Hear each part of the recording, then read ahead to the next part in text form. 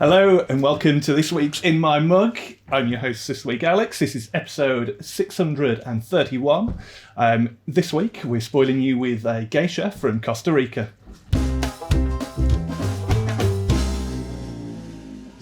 Thank you very much, Alex. We will be seeing him a little bit later on. I'm going to brew some coffee. Me and Alex can have a little bit of a chat, introduce him and tell you a little about what he does here at Has Been.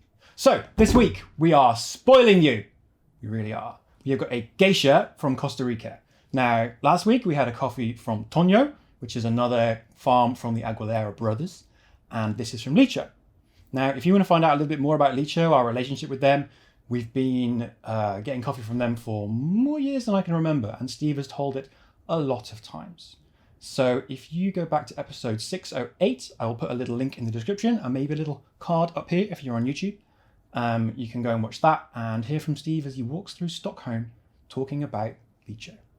But we have a Geisha for you this week, which is very, very exciting because they are quite revolutionary, I'd say, in the coffee world. They kind of came to fame back in 2004 when they won the Best of Panama competition. And they are very, very interesting and different coffees. So it's still coffee, but it has a very complex fruit, sweet kind of profile. It's very different.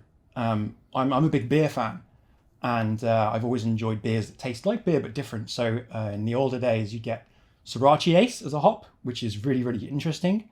And nowadays you've got one called Sabro as well, which has like a kind of coconutty edge. It's really interesting, really hypey cool stuff right now. And I think that Geisha in a way is quite similar to that.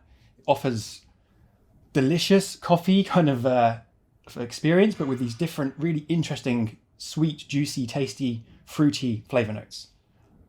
So hopefully you're going to taste it and you can really enjoy it. Now, these are quite rare coffees. At the minute, this coffee is available on the website in 125 gram bags, not 250 like you're getting. See, again, spoiling you. And this is thanks to our relationship with Licho. So we've been getting coffee from them for so very many years. And the majority of their farm, 90% of it, is Bourbon and Versace. The other 10% is Pacamara and a tiny little bit of Geisha. Now, they don't really want to give you the Geisha. They want to save it. It's special. They want to sell it really well. Because we've been building our relationship with them for so many years, and Steve has such a good relationship with them, they kind of are a bit more receptive, being like, all right, we'll let you have the good stuff. And it's thanks to that relationship and kind of that trust that we get access to an amazing coffee like this and the white honey Pacamara that's also on the website now, if you want to go and get a bag of that as well.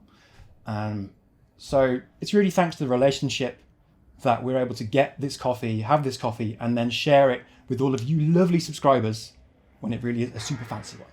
So we're now going to go to me brewing some coffee over there, and after that we'll have a little chat with Alex.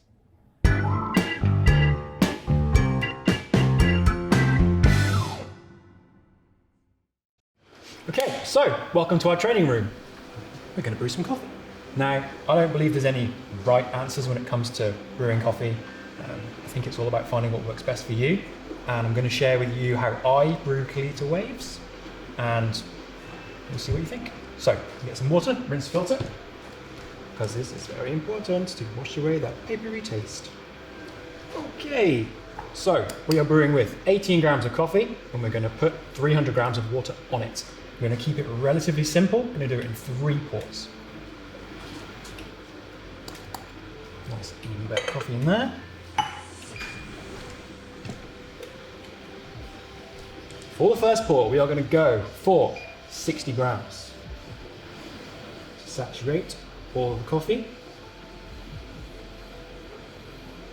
And then, to make sure that it's all wet, extracting, I'm going to give it a little agitate. Just to make sure everything there is wet and everything is brewing. Now, I'm going to wait for 30 seconds to tick by. Very excitingly, watching it slowly go down. If you look down, it should be quite pretty. Now, we're going to pour up to 175 grams, pouring around the edge, and then finishing with the center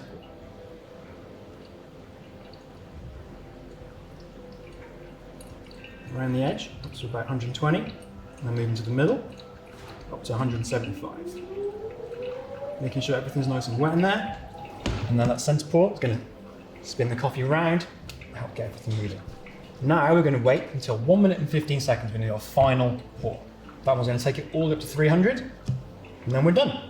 We're aiming for a total brew time of between 2.5 to 3 minutes. So you've got yourself another minute and a half to go off and do something else. In my case, probably answer some emails, because it's always one to do.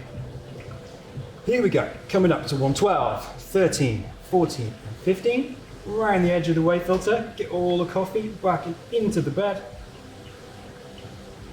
Make it look nice and pretty, and then around about 240, move back into the middle, pour all the way up to 300, and that was at 130. So now this has got about another minute and a half to go, and then we should have tasty and delicious coffee.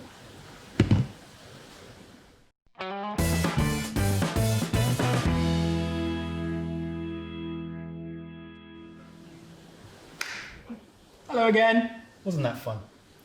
So we have coffee, and now we're going to welcome on stage our glamorous assistant from the very start of the video, Mr. Alex Walsh. We get a round of applause, please.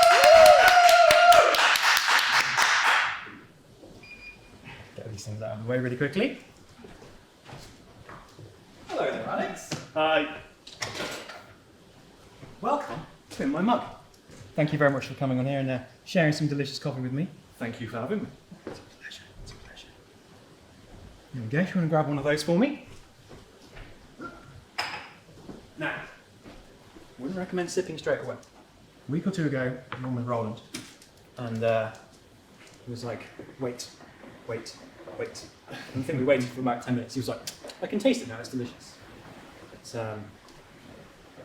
get another little initial sip. So it is hot, it is delicious, it is quite bright, it's very sweet. What's your initial first thoughts? Sweet, fruity, very easy to drink. Very easy to drink, very delicious. Would you say mango? Kind of sweet, kind of juicy, yellowy, greeny fruit? Yeah. Fruit on the outside, yellow on the inside, yeah. Yes, I'm getting that. So, a little chat. Alex, what do you do here at Has Been? I'm one of the newest members here. I look after the dispatch department. All the lovely people downstairs that bag, pick and pack the coffee, send out to our lovely viewers at home. It's really nice to be able to get other people on. As you've seen over the last few weeks, we kind of showcase a little bit more of the team. So it's really nice to get Alex on. The dispatch team are a shy bunch. Yes, took us a lot of persuading. Just for me to come up, be allowed out of my little mail room to come and say hello to you lovely people. We're hoping to maybe get some of them on over the next few weeks, maybe. It's something that I'm working on. Okay, cool. Now it's cooling down a little bit. I think it's kind of like there's some florals coming out there. It's quite light, high-end, delicious, quite sweet florals. And also, one of my favourite things to find in a coffee is like a kind of juicy lime, almost like a tart lime. I'm a very big fan of limes in many things in life, and if I find it in the coffee, it's always a good one for me. Yeah, it's something that I don't find in a lot, but it's really nice. And it appears it's like delicious. Well, before I finish all of this, I think it's time to say goodbye to the lovely people. So thank you for joining me. Thank you for joining Alex. And as always, life is too short for bad coffee.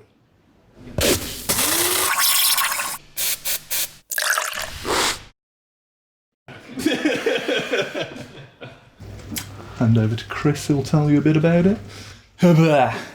Are we filming? Takes at the end. I'm Chris again, and no. I'm Chris again, no. This is just going to be the episode, isn't it? Just me bumbling along. Why? Wiping up where I spilt water everywhere. What, like with Dale and his espresso last week? I was like, can I go now? No. Oh.